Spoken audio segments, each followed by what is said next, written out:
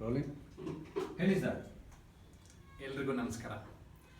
ಭಾಷಣ ಕಲೆಯ ಮಹತ್ವವನ್ನು ಕುರಿತು ತರಬೇತಿ ನೀಡುವಂತಹ ಒಂದು ಯೋಜನೆಯ ಕಾರ್ಯಕ್ರಮಕ್ಕೆ ತಮ್ಮೆಲ್ಲರಿಗೂ ಆತ್ಮೀಯ ಸ್ವಾಗತ. ಭಾಷಣ ಕಲೆ ಒಬ್ಬ ಮನುಷ್ಯನನ್ನೇ ಸಂಪೂರ್ಣವಾಗಿ ಬದಲಾಯಿಸಬಲ್ಲದು. ಹೇಗೆ ಅಂತೀರಾ? ನನ್ನೇ ನೋಡ್ಕೊಳ್ಳಿ. ನಾನು ಮಂಡ್ಯ ಜಿಲ್ಲೆ ನಾಗ್ತಿಹಳ್ಳಿಯನು. ನನಗೆ ಉಚ್ಚಾರಣೆ ಸರಿಯಾಗಿ ಬರ್ತಾ ಇರಲಿಲ್ಲ. ಒಂದು ಆಕಾಶವಾಣಿ ಕಾರ್ಯಕ್ರಮಕ್ಕೆ ಹೋದೆ. ಅಲ್ಲಿ ಹೇಳಿದ್ರು, ನೋಡ್ರಿ ನೀವು ಉಚ್ಚಾರಣೆ ತಿದ್ಕೋಬೇಕು ಅಂತ ಅಂದರು. ತಿದ್ದುಕೊಂಡೆ. ಆಮೇಲೆ ಮತ್ತೆ ಕಾರ್ಯಕ್ರಮಗಳನ್ನು ಕೊಡೋಕ್ಕೆ ಶುರು ಮಾಡಿದೆ. ಸ್ನೇಹಿತರೆ, ಇದುವರೆಗೆ 300 ರೇಡಿಯೋ ಕಾರ್ಯಕ್ರಮಗಳನ್ನು ನೀಡಿರುವಂತಹ ಒಂದು ಸಂತೋಷ ನಂದು. ಅದಾದಮೇಲೆ ನನಗೆ ಆಸೆ ಆಯಿತು, ಟಿ ವಿನಲ್ಲಿ ನಾನು ಯಾಕೆ ಕಾಣಿಸ್ಕೋಬಾರ್ದು ಅಂತ ಅಪ್ಲೈ ಮಾಡಿದೆ. ಕೊಡಲಿಲ್ಲ ಅವಕಾಶ. ನನ್ನ ತಪ್ಪೆಲ್ಲಿರ್ಬೋದು ಅಂತ ತಿದ್ಕೊಳ್ಳೋಕ್ಕೆ ಪ್ರಯತ್ನ ಪಟ್ಟೆ. ಸಾಧ್ಯ ಆದರೆ ಜರ್ನಲಿಸಮ್ ಮೇಲೆ ಒಂದು ಡಿಪ್ಲೊಮಾ ಮಾಡೋಣ ಅಂತ ಡಿಪ್ಲೊಮಾ ಮಾಡಿದೆ. ಕೊನೆಗೆ ಬೆಂಗಳೂರು ದೂರದರ್ಶನಕ್ಕೆ ನ್ಯೂಸ್ ರೀಡರ್ಗೆ ಅಪ್ಲೈ ಮಾಡಿದೆ. ನನಗೆ ಆಶ್ಚರ್ಯ ಆದಿತ್ತು. ನ್ಯೂಸ್ ರೀಡರ್ಗೆ ಸೆಲೆಕ್ಟ್ ಆಗಿಬಿಟ್ಟಿದ್ದೆ.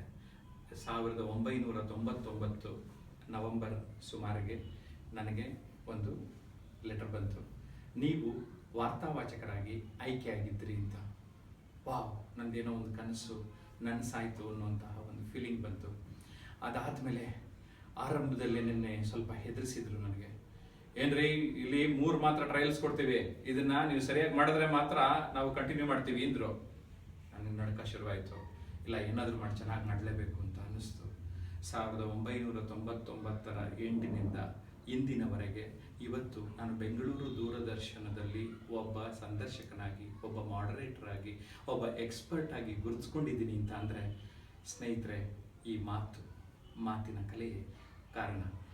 ನಾನು ಕಲಿತಿರುವಂತಹ ಈ ಮಾತಿನ ಕಲೆಯನ್ನು ನಿಮ್ಮೆಲ್ಲರಿಗೂ ಹೇಳ್ಕೊಡೋದಕ್ಕೆ ನಾನು ಸಿದ್ಧ ಇದ್ದೇನೆ.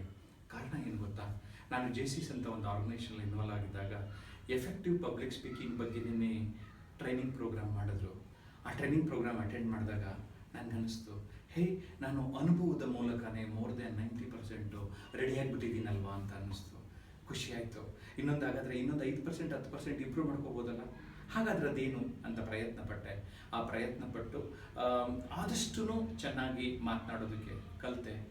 ನಿಮಗೆಲ್ಲ ಆಶ್ಚರ್ಯ ಆಗ್ಬೋದು. ಈ ಮಾತಿನ ಕಲೆ ನನಗೇನು ಮಾಡಿತು ಗೊತ್ತಾ?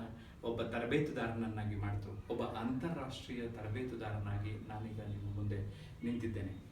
ಜೂನಿಯರ್ ಚೇಂಬರ್ ಇಂಟರ್ನ್ಯಾಷನಲ್ ಅಮೆರಿಕಾ ಈ ವಿಶ್ವವಿದ್ಯಾಲಯದಿಂದ ನನಗೆ ಒಬ್ಬ ಅಂತಾರಾಷ್ಟ್ರೀಯ ತರಬೇತುದಾರನಾಗಿ ಒಂದು ಸರ್ಟಿಫಿಕೇಟ್ ಕೊಟ್ಟರು. Wow, what A great feeling. ನನಗೆ ಹೇಳಿದಾಗ